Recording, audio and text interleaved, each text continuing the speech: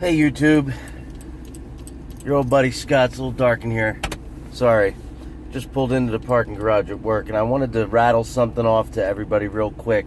You know, it's been 3 weeks or so since that shooting in Parkland, and yet the news for that shooting comes in almost every day hot and heavy, and of course it's always, you know, the same argument: guns versus no guns.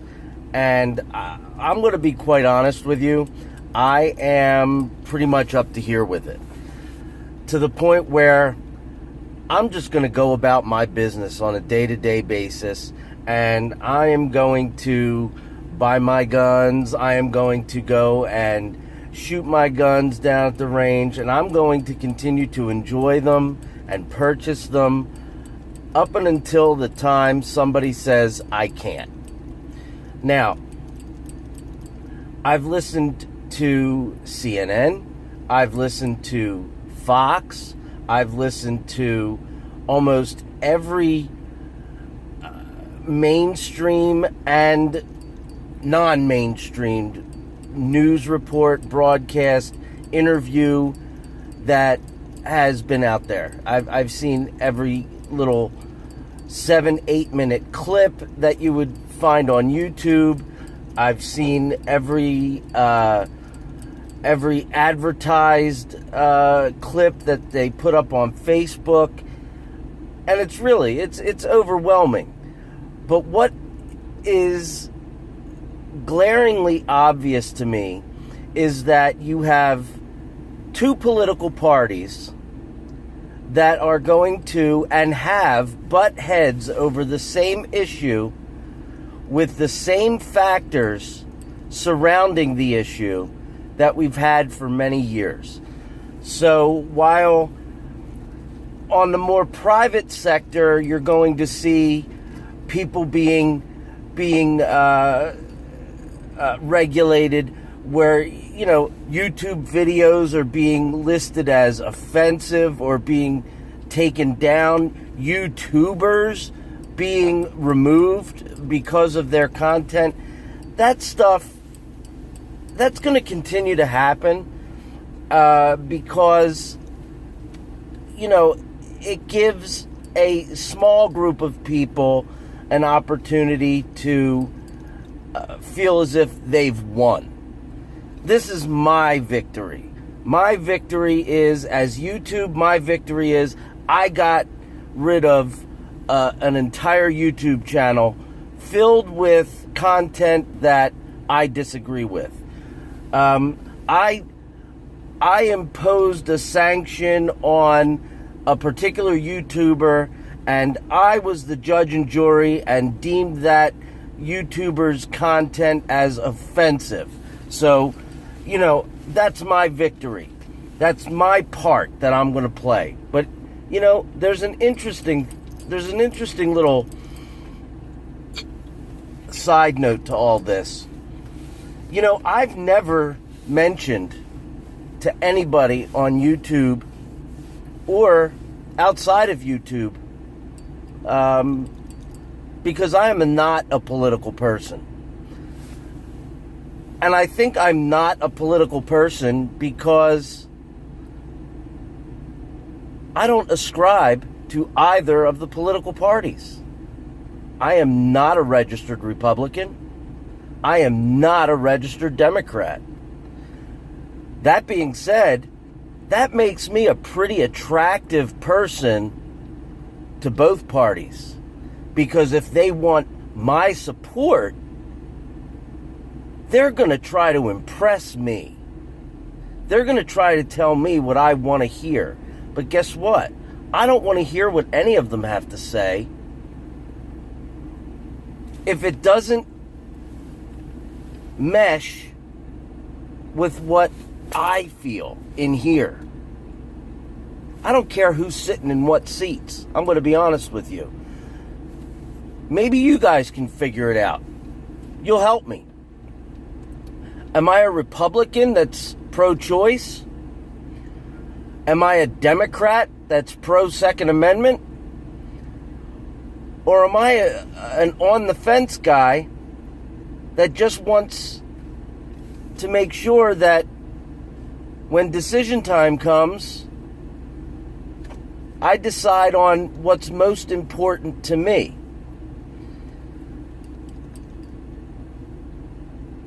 Now, I have to get into the hospital. I have to get into work, but I'm going to give you a brief little snippet of how easy it is to get your point across as a non-politician and actually have a rational, common sense discussion with a person that has opposing views. Now, I'm a medical person, have been for over 25 years. I am a prior military. I am a college graduate. I am a father of 4. I have always loved my firearms. I have always enjoyed my ability to go out and earn a living and work hard and support and try and take care of my family as best I can. One of my best friends in both my private life and my work life, I've had the honor and the privilege and the joy of working with one of my best friends for the past 10 years. This friend of mine, who I will not name names, I will not even mention a gender, but this person is staunch Democrat. Staunch. This person has attended rallies against Donald Trump. This person is staunch. And at the same time, very intelligent, a wonderful person who I enjoy working with and spending time with outside of work very much. And I sat down with this person the other day because this person understands and knows me and knows how I feel about guns. They know that I own them. They know that I purchase them. They know that I go down to the range and shoot them with my 10-year-old daughter.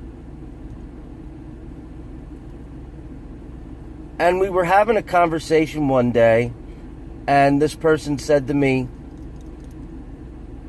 "Scott, you and your guns, I swear, I don't get it. I don't understand."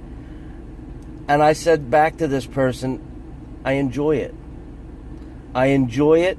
I enjoy the idea that I have control over something that has a lot of power. I enjoy seeing that as I age, I don't lose my ability to stay on target. And I also love the idea that at any given time, at any given place, in the event of a situation, anybody that is around me, whether it be my family, my friends, or a whole bunch of strangers, at that particular time and place, everybody around me is as safe and protected as they'll be for the rest of their day. Maybe even the rest of their week. I'm a protector. I run to a fight. I don't run away from it. I enjoy the culture. And while I believe that there are plenty of people in this world that do not deserve to share in my enjoyment of this culture, it's up to us and a whole crap load of people above us to make sure that those people don't share in it. So the long and the short of it is that our conversation wrapped up by this person saying to me, not only would they like to go to the range with me one time and see what it's like to fire some of the things that I have, but what I thought was really interesting was this person said, okay, Scott, then it's okay for you to have them then. And I got a chuckle.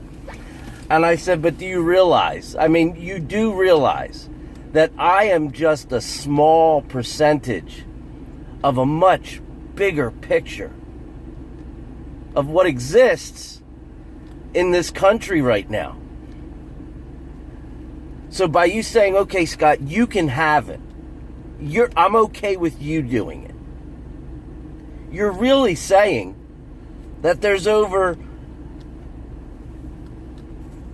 300, I don't know, what's the number? 100 million? 5 million members of the NRA? But I'm guaranteeing you, every gun owner's not a member of the NRA. I am, but not everyone is. So whatever the number of gun owners there are in this country, 100 million? Okay, let's just use that as a jumping off point. And you'll correct me if I'm wrong. But I'm just one person that I was able to, through my words, through my understanding of the other side's fears and misinformation, I was able to impress upon somebody who is staunch in their belief that, okay, you're all right. I will agree to say that you can do it. But I'm a small representative of a much big, I am one little fish in a much bigger pond. My conversation with this person was enlightening and wonderful. And it just proved to me that in the right setting, with the right attitude, it doesn't take a room full of lefts and rights butting heads in order to try to get the other one to agree with their side. Sometimes it takes a little tact. Sometimes it takes a little respect. I think that representative from Virginia, I think he just so happens he's a Republican from Virginia whose video went viral. I think he put it best when he said, it's all about respect. Don't label me as something because I believe the way I believe, and it's different from what you believe. Base your opinion and your judgments on what I've done, what I've proven, what we've done, not what we believe, not what organizations we belong to. Don't demonize somebody who's not deserving. Don't flip-flop a situation like this shooting, for example, in the school in Parkland. And don't flip-flop so that you put people that are not responsible on the chopping block in order to maintain a senseless agenda.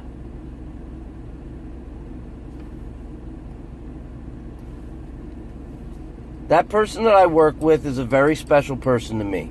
Will always be for the rest of my life.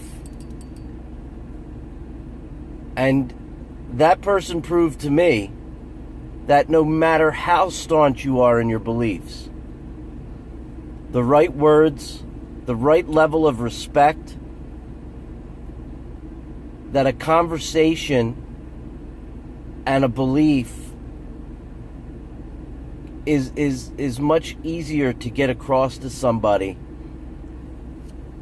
when there's no threats, when there's no he said, she said, when there's no, well, you must be this because you believe that. I understood a lot of this person's fears. I answered a lot of this person's questions. Some of their misinformation I was able to hopefully correct. All that being said, I just want to tell everybody, if you can figure out what political party I belong to or I should belong to, you let me know down in the comments below, and I'll think about it. But I'm a 47-year-old man, and after all the years I've lived, all the time I've served, all the hours I've worked, all the life that I've lived, I still haven't figured it out yet. And you know what? I don't think I want to. But at the same time, I do think that it would be interesting to hear what other people believe. Do people believe that I'm a Republican because I love my guns and the Second Amendment? Do people believe that I'm a Democrat because I think the government needs to step up more in certain ways and be more a part of things, or because I am pro-choice? You decide. You tell me what you think. But I will say this. I've had it up to here. I don't want to see one more whining, grieving person, more specifically a child who has not lived much life, stand in front of another microphone or camera, whining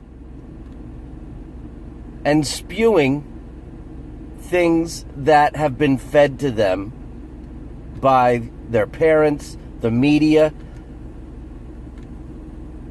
Because as far as I'm concerned, that is going to be one big issue that this country's going to have to deal with. Now we're going to canonize a 15-year-old because they went through a tragic, horrible event. I don't know who these kids are, these kids that I've been seeing more frequently on these videos. They all seem very articulate and intelligent, and God bless them. I'm glad that they're not a bunch of driveling idiots. But don't tell me what needs to be decided for me, especially when I have pairs of underwear older than you. Live some life. You said your piece. We all feel sorry for you. We all have children that we would hate to see in your position. Now sit down and shut up. Grieve. Be kids.